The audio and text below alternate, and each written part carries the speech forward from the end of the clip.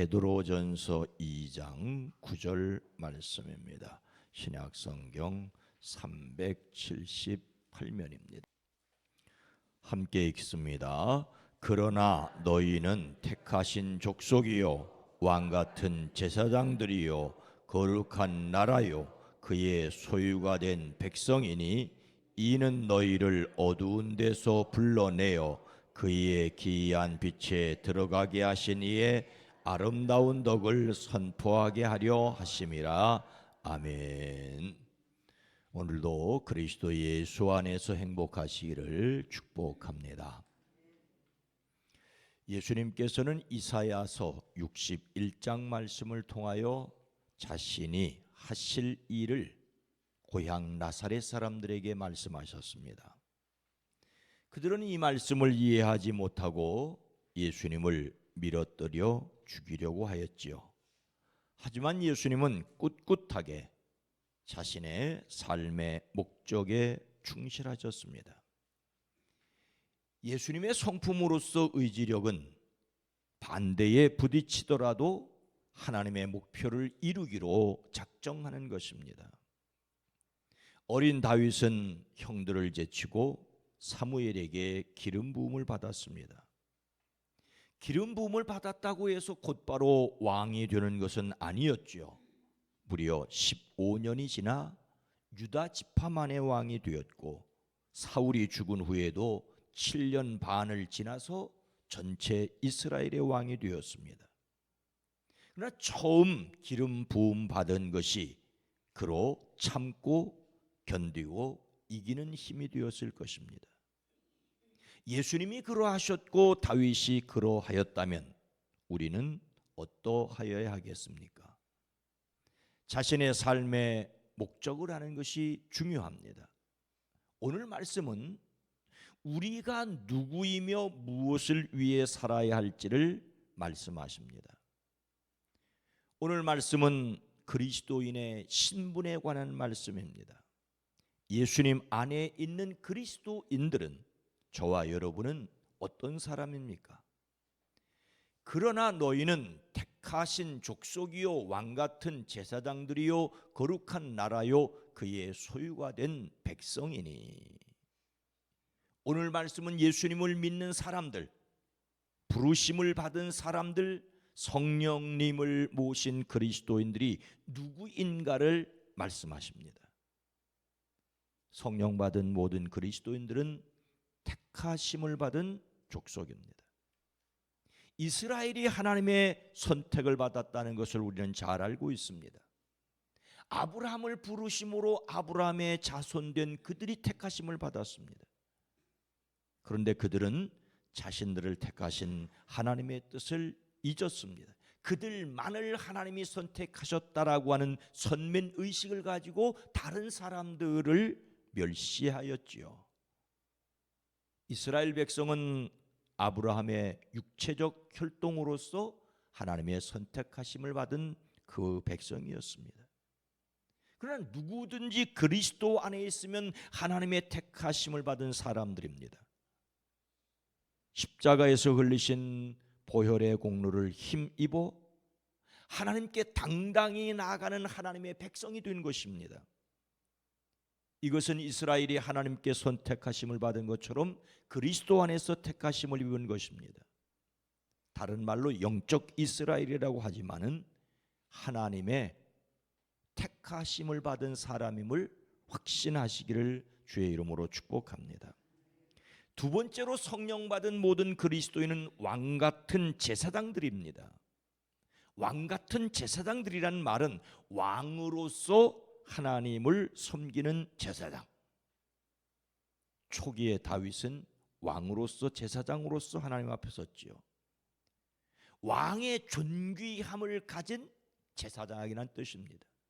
왕인 동시에 제사장의 직분을 가진 존귀한 자라는 뜻이 바로 왕같은 제사장이란 말입니다. 예수님은 십자가에 돌아가심으로 죽음의 권세 잡은 자 마귀의 일을 멸하셨습니다.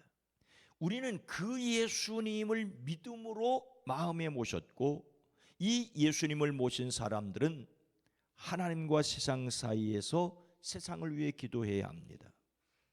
대제사장 아론이 하나님과 백성 사이에서 속죄한 것처럼 세상을 위하여 하나님 앞에 서야 합니다. 우리에게 속죄의 능력은 없지만 속죄하신 예수 그리스도의 이름으로 세상을 위해 기도하는 사람들 되기를 주의 이름으로 축복합니다. 세 번째로, 성령 받은 모든 그리스도인들은 거룩한 나라입니다. 거룩한 나라라는 말은 하나님을 섬기기 위해서 구별된 백성 이스라엘을 가리키는 말이었습니다. 거룩하다는 말은 따로 떼어 놓다는 뜻이지요. 비록 이스라엘은 구별되고 거룩한 백성으로 사는 일에 실패했지만 우리는 하나님을 위하여 거룩하게 살아야 합니다. 그것은 우리 안에 거하시는 성령께서 거룩하시기 때문입니다. 우리의 믿음은 우리가 먼저 하나님을 사랑한 것이 아니라 하나님께서 우리를 사랑하심으로써 시작되었습니다. 하나님께 사랑받은 사람들이라는 것을 잊지 마십시오. 하나님의 영이 거하시는 것을 잊지 마십시오. 그래서 뜻이 하늘에서 이루어진 것 같이 땅에서 이루어지기를 기도해야 합니다. 성령 받은 그리스도인들은 네 번째로 하나님의 소유가 된 백성입니다. 선지자 말라기는 만군의 여호와가 이르노라, 나는 내가 정한 날에 그들을 나의 특별한 소유로 삼을 것이다라고 말씀하고 있습니다. 우리는 하나님의 것이 되었습니다. 하나님의 소유로 삼았다는 말은 하나님께서 지키시고 아끼신다는 뜻이지요. 여러분이 가진 여러분의 소유를 함부로 하지 않지 않습니까? 하나님은 자기의 것을 마귀가 빼앗아 가지 못하도록 환난에서 지켜주십니다. 예수님을 믿음으로 하나님의 소유가 되었습니다. 그러니 내 인생은 나의 것이라고 함부로 말하지 말아야 합니다. 하나님의 것으로서 살아야 합니다. 하나님의 것임을 인정함으로 하나님께서 지켜주시는 자유와 평화를 누리기를 주의 이름으로 축복합니다. 그리스도 안에서 택하심을 입은 왕같은 제사장이자 거룩한 나라, 그의 백성이 되게 하신 이유가 뭘까요? 함께 읽습니다. 이는 너희를 어두운 데서 불러내어 그의 기이한 빛에 들어가게 하시니에 아름다운 덕을 선포하게 하려 하심이라. 아멘. 예수님께서는 어둠의 세상에 참 빛으로 오셨습니다. 어둠에 있는 자들을 위하여 십자가에서 돌아가심으로 함께 죽고 부활하심으로 함께 살게 하셨습니다. 예수님을 믿는다는 것은 자신을 어둠에서 불러내어 자기의 놀라운 빛 가운데로 인도하신 것을 믿어야 합니다.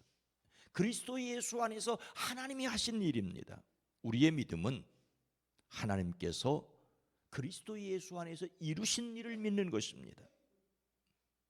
사람에게는 버림받으었으나 하나님께는 택하심을 입은 보배로운 산돌이신 예수님께 나가 너희도 산돌같이 신령한 집으로 세워지고 그리스도 예수로 말미암아 하나님이 기쁘시게 받으실 신령한 제사를 드릴 거룩한 제사장이 될지라고 말하고 있습니다.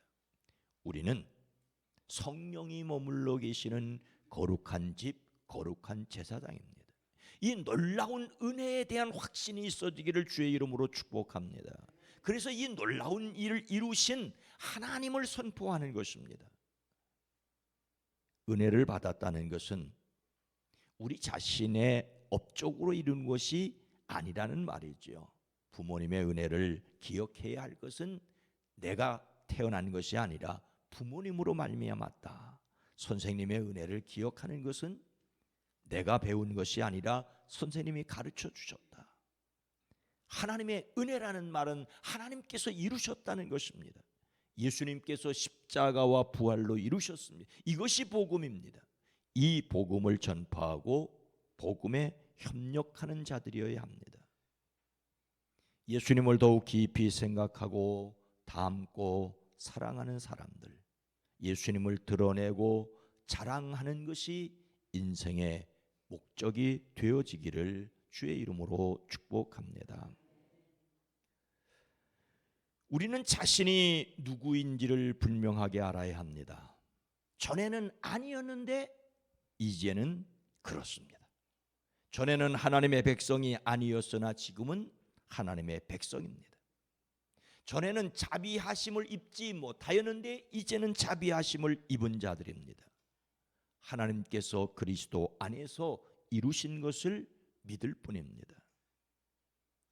우리는 모세에게 대항했던 고라의 이야기를 잘 알고 있습니다.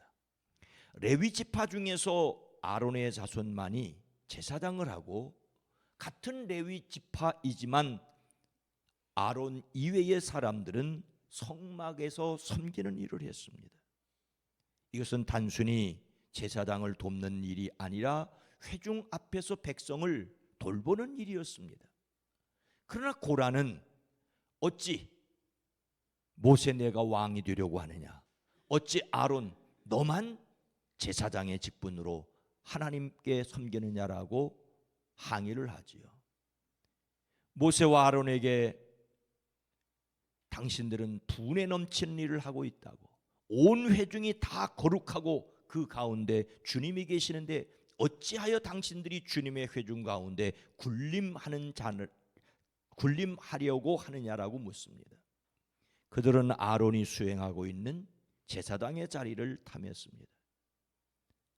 그러나 이제 교회 안에서 누가 제사장이냐고 다툴 이유가 없음입니다. 제사장인 목사에게 반기를 드는 것은 고라와 같은 짓을 하는 것이라고 협박을 받을 일이 없습니다. 성령 받은 진짜 그리스도인은 모두가 다 왕 같은 제사장이기 때문입니다. 안수 받은 목사는 성도들에게 그들이 제사장이라고 알려주는 일을 전문적으로 할 뿐입니다. 이것은 매우 위험한 일일 수 있고 여러분들이 불안해 할 수도 있습니다. 왜?